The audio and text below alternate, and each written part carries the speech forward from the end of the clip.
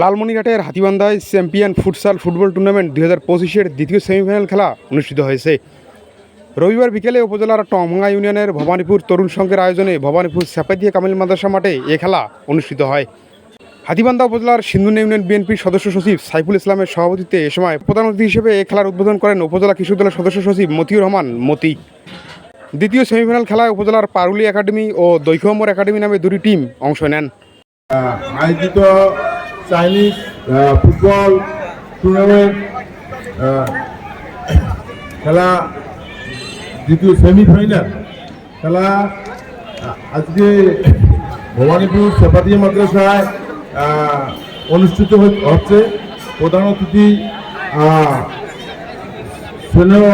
ছোট ভাই আমার কৃষক দল হাতীবান্ধা উপজেলা শাখা।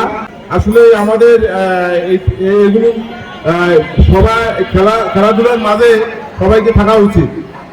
আমরা এই যুব সমাজ আমরা যেভাবে চলাফেরা করি মোবাইলে ফেসবুক, আমরা যদি এইভাবে খেলাধুলায় থাকি বা পাশাপাশি খেলাধুলার মাঠে থাকি, এই মাঠে থাকলে আমাদের সমাজ এবং খুব আলোকিত হবে এবং আমরা সবাই কেউ হয়তোবা ভাই, ছোট ভাই, চাচা, ভাতিজা সবাই মিলে মাঠে থাকবো।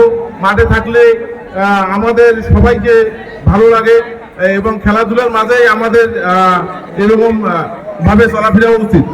ফুটবল টুর্নামেন্ট 2025-এর দ্বিতীয় সেমিফাইনাল খেলায় আজকে আমাদের মাঝে উপস্থিত আজকে এই খেলার সম্মানিত সভাপতি, বাংলাদেশ জাতীয়তাবাদী দল সিন্ধুনা ইউনিয়ন শাখার সম্মানিত সদস্য জনাব সাইফুল ইসলাম। আজকের এই খেলার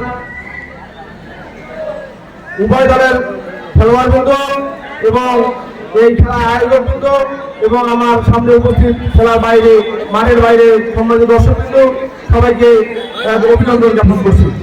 আজকে আমাদের সমাজ মাদক এবং মোবাইলে আমরা আসক্ত আছি যুব সমাজ।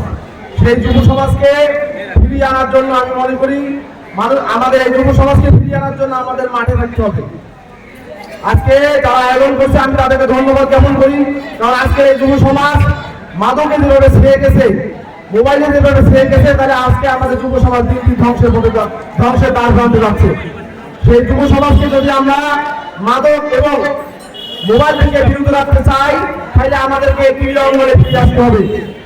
সেই ক্রীড়া অঙ্গন শুধু ফুটবল নয়, আমরা মাঝে মাঝে আমরা ক্রিকেটের আয়োজন করব, মাঝে মাঝে ভলিবলের আয়োজন করব, ফুটবলের আয়োজন করব। তাহলে আমাদের যুব সমাজ যখন খেলাধুলার মাধ্যমে থাকবে, তখন আমাদের এই যুব সমাজকে আমরা মাদক এবং মোবাইল দিয়ে আমাদের যুব সমাজকে ধ্বংস করছে, সেই যুব সমাজকে আমরা ফিরিয়ে আনতে পারবো।